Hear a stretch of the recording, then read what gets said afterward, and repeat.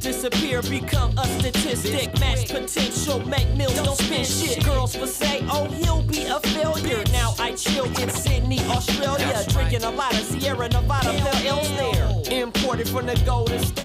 Hey everybody, Dave here. I have another review ready for you guys. This is actually something that was in my top 10 for the niche for spring, and a couple people requested that I do a review of it, so I've been meaning to do it for a little while, so I figured I would do it anyway. I don't actually have a bottle of this one. It's one of the few I do not have a bottle of. I kind of regret not getting a tester of it from FragranceNet when they had it. I kind of wish I had gotten this instead of Success is a Job in New York, which I got rid of because it just wasn't for me. So, without further ado, this is Spawn number 9's Coney Island. You can see I got, I don't know what size this is, but it looks like a good 10 mLs. So I got a decent amount of juice. I redecanted it because I went through 5 mLs already anyway. I got some samples from FragranceNet a while back. That's basically where I got it. Anyway, it came out in 2007. As far as perfumers, I've seen a couple different Fragrantica, I believe says Michel Almaraic, and base note says Richard Herpin. So I'm just going to say both. I'm not positive on which one actually did it, or if they both did it.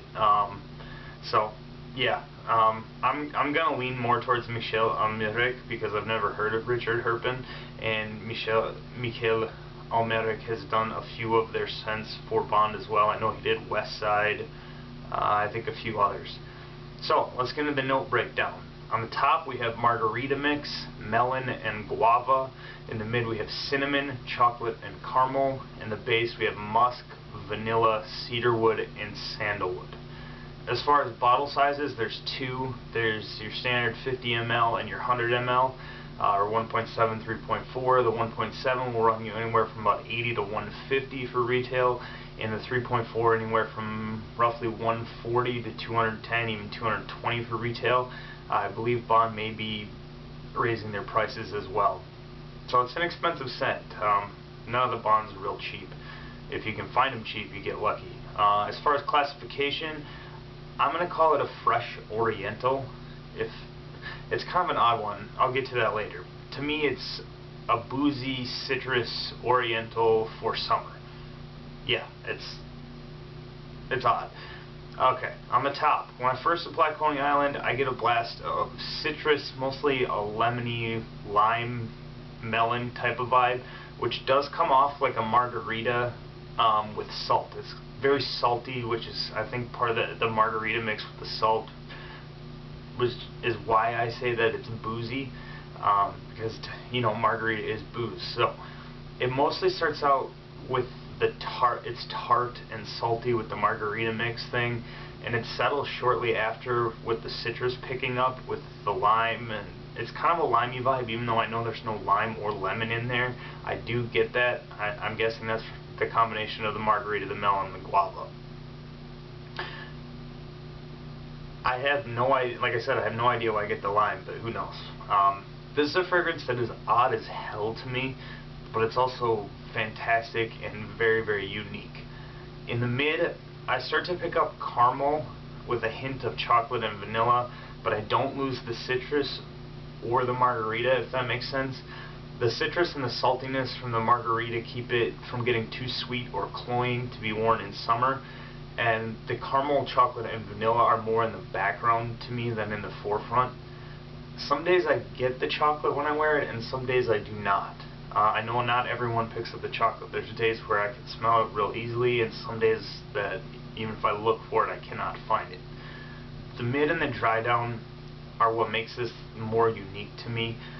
Whoever thought to add vanilla, chocolate, and caramel to a citrusy margarita fragrance was an insane genius. Even in the dry down, I still get the citrus, but the sandalwood and the musk are there as well. The scent has a lot of stages to me. I don't find it linear. Mostly the dry down to me is still that margarita citrusy vibe in the background, while the caramel, the vanilla, the musk, and the creamy sandalwood are more in the forefront in the dry down. This is one that, to me, it's kind of hard to explain, to be honest. Other than the description of the opening, with basically right on when you smell it, it smells to me like the rim of a margarita glass with salt. But this is a very tough one to me to describe. I would say that this is best more for casual use than anything. I just don't see it being a real formal fragrance. As far as what women say, most women I have asked really do enjoy this one, but they can also wear it as well. It's very unisex. As far as age, this is probably, if not the most youthful, one of the most youthful bonds that I have come across. I think, honestly, kids in high school can rock this, to be honest with you. As far as number of sprays, I'm going 3 max. This is potent as hell. It projects really, really well in the first 5 to 8 hours. It's not going to jump across the room or anything, but you got a nice scent cloud around you for quite a while. As far as who would like this, I think that if you enjoy the smell of margaritas, unique, salty, boozy citrus scents, if the combination of margarita mix, melon, guava, vanilla, caramel, chocolate, light musk, and sandalwood sounds delicious, which it does to me the most dominant notes throughout the fragrance are that margarita mix vibe, the melon, the lime, and the caramel and vanilla. To me, the citrus is there all day. I get it throughout the entire life of the fragrance. Why would you not like this? I think if you really hate the smell of margaritas, you don't like salty scents, you don't like melon, lime, vanilla, or caramel, then I would avoid it. Not everyone will pick up the caramel or the chocolate. If you think a fresh fragrance with a gourmand touch is gross, then I would definitely avoid this as well.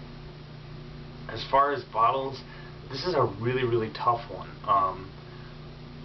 Because it's just so unique to me. But I'm going to say that if you like Bond No. 9's Nouveau Bowery, Creed's Virgin Island Water, or Guerlain Homme, then I think you will probably enjoy this. What do I think of when I wear this?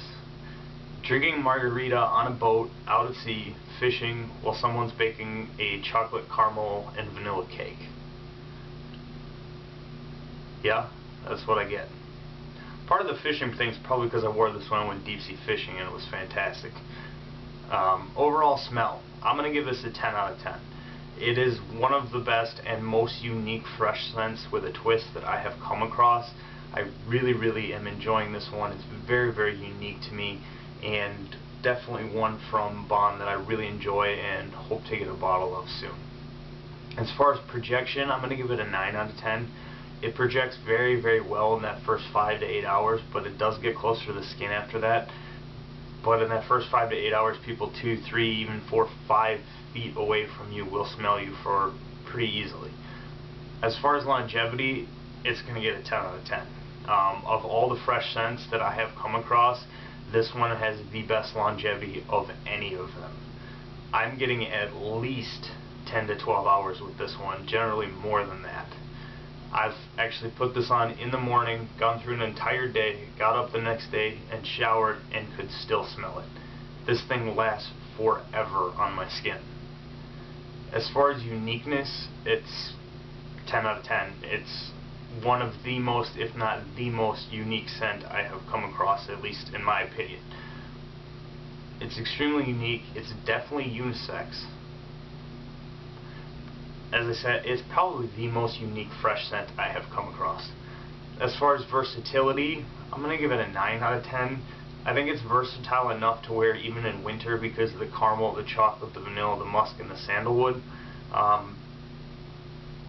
But because it's more youthful and more casual, I don't see it being very good for certain occasions like formal events, but it's still pretty darn versatile. As far as my overall rating, I'm actually going to give this a 9.5 out of 10. It's not a masterpiece to me, but it's a damn great fragrance from Bond, and to me one of their most unique, if not their most unique scents. And they have some unique ones. Very, very well constructed with amazing longevity, good projection, and decent versatility. It is one of my favorites for spring and summer at the moment, and it's definitely something I recommend. As far as buy, try, or pass, this is something that I'm going to say is a must try. It is not a very good blind buy. I don't think that everyone will have the same experience with this or enjoy it. So, that is my take on Bond No. 9's Coney Island. It's a very, very unique, really amazing spring and summer fragrance from the House of Bond. As always, please rate, comment, subscribe, and thanks for watching, guys.